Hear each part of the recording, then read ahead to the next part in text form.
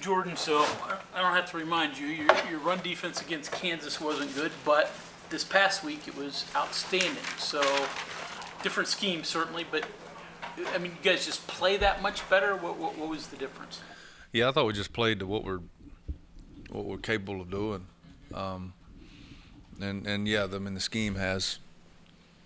You have time, whatever scheme it is. When you know the bulk of it's what's coming, then the preparation's it's obviously a little better, So, I think that's what we're capable of doing. That's at least our expectation as coaches of the guys, of just how we play. Consistency is the key for this group. Biggest concern with Texas offense? You got a lot of them. Prioritize. I mean, 8 and 5 and 2, 0, 3, 1.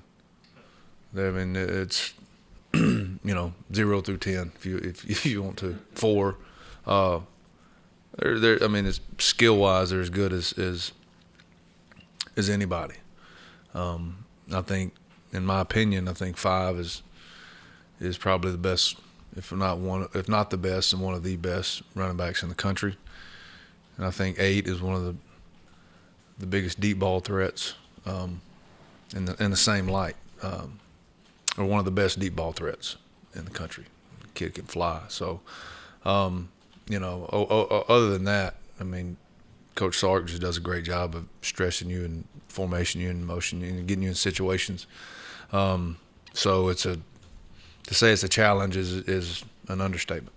I looked at a stat that was tweeted out by somebody that covers Texas, talking about his plans, how he comes out, and if he gets leads, halftime leads, some of the things that he does. Is it one of those deals where you have to kind of weather the storm and then adjust based on what he does? I don't really go, honestly, I don't go too deep down a rabbit hole of stats and why they are what they are, unless it's just something that's just glaring. I mean, if I watch, Texas, they lose their quarterback second quarter of the first game of the season, or the second game of the season, against a pretty good football team, right? So, and that game could have went either way. So that tells me all I need to know, about their offense, what they're capable of doing. And, for all intents and purposes, I'd expect quarterback to be back, so.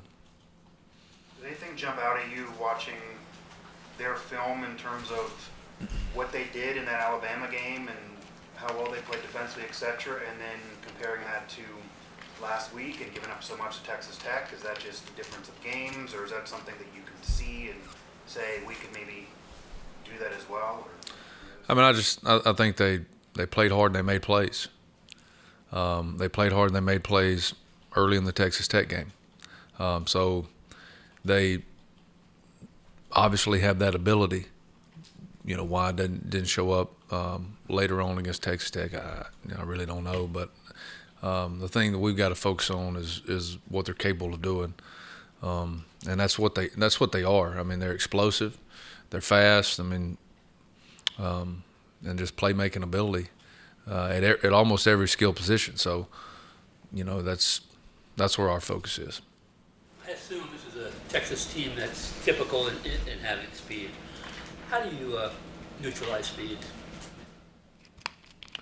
Well, it's a good question. I mean, speed is speed. It's always say it in recruiting. Whether it's size versus speed, you can't hit what you can't catch.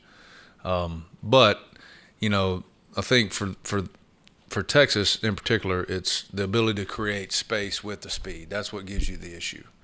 So if you got space and speed, then that's where it's problematic. If you can eliminate a little bit of the space, then that's really all you can do.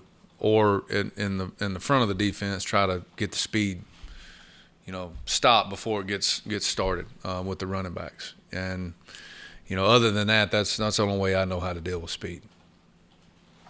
Coach, I think you're kind of touching on this a little bit there, but I think a lot of people, I mean, Neil just said this too. Sarkisian's kind of regarded as a very good play caller. When you have good players, it's easy too. But I guess what you're talking about with space and leverage and things like that, like what does a good play caller do to be known as a good play caller, apart from just give it to your best guy? I mean, hides the pieces within the offense, whether that's by formation, by motion, by shift, by trade, whatever it is. It's confusing eyes and getting the matchup where you feel it's favorable. So for them, it's not really that hard. There's speed all over the field, so you don't really have to hide. I thought last year maybe a little bit, and this probably has to do with the tight ends. I thought there was a little more moving number 8 around and getting him in favorable matchups. This year I don't necessarily think they have to do it. Similarly, would the same go for a defensive play caller? Yeah, I mean it's the same token of that. Like you got to play the hand you're dealt, right? So if something happens throughout the season, then if you have to move some pieces or like an injury, take Charles for example, and you have a different style of cover guy in that position, you may have to restructure how you call coverage. So yeah, I mean it's the exact same lie. It's just like if you got a one pass rusher versus 3, and you have to find ways to get that guy on the matchup that's favorable for him, and maybe have the other guys not necessarily just eat blocks, but set them to a different side of the protection. If that's I'm not saying that's our case. I'm just saying if you have that. But yeah, it's the same philosophy. To kind of piggyback off of that, when you have an elite play caller that's been around at a bunch of places, USC, even in the NFL with the Falcons, and then now, do you go back at all to years ago, even NFL film, or do you just say this is the here and now, totally different group, so you might be different in terms of who he's calling? You watch the plays you're given. You watch the film you're given, and if you want to go that far back, some people do, some people don't. Like you try to find tendencies. Sure, yeah. I mean, every coach has tendencies, but I think every good coach and every good play caller has to shift their tendencies based on what their personnel is capable of. I think if everybody has a tendency, and this is my opinion, have what they do, no matter what their players are, well, not necessarily is that fair to the player all the time, because you may be asking him to do something he cannot do. And I think that's what sticks out with me with Coach Sarkisian, is that his tendencies change, and his ability to get whatever he has in a position to make plays is as good as anybody. So to me, that's what makes a good play caller. Coach, you were talking about Texas Robinson, the running back.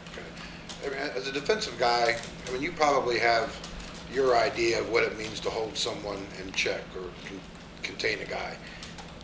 When you go up against a guy like him, obviously, very talented, does that idea of holding him in check change or, expand at all when you face someone like that?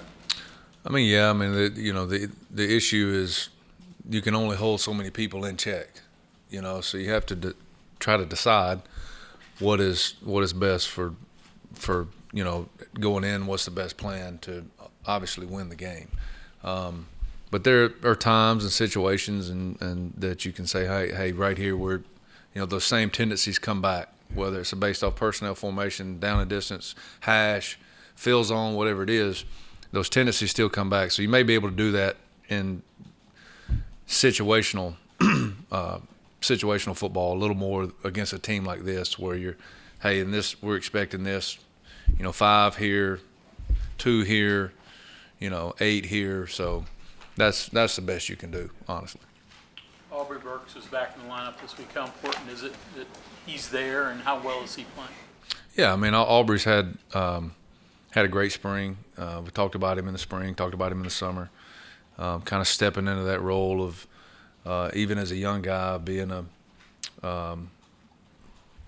per se the quarterback back there for the secondary, making the calls, getting lined up. That really, really hurt us in the Kansas game. That was a big loss for us. So getting him back, for the last 2 weeks has been big. What what did you think about Spell's performance, and how was your coverage, coming together with some of those corners? I mean, that's, Jacoby's a good player. That's, and he'll take a guy that, and that was my whole message to everybody last week, was just about simply making plays. And when you get your opportunity, don't waste it. Well, he didn't waste it. And that's as good of a football play as we've had anybody make all season. It's pretty simple. I mean, he covers his guy, he sees the ball thrown, he breaks on the football, makes a play, and goes and scores. What's just as impressive about that, if you watch that play, is Sean Martin's block on an offensive lineman first and the quarterback second, which was totally legal with how he did it. We call it a box out in our special teams, which Sean plays on a lot of our special teams. So that drill work carries over, and we teach that because anything on the quarterback in that situation is going to be a penalty, and he makes a perfect. It's really a shield off block, just to make. If it doesn't, it's probably down at the 3 or the 4 yard line. But he makes that block and makes a touchdown. So 2 young guys making 2 really good football plays. But Jacoby, made the play from the jump, and so in my mind, guys that make play deserve to play more. So.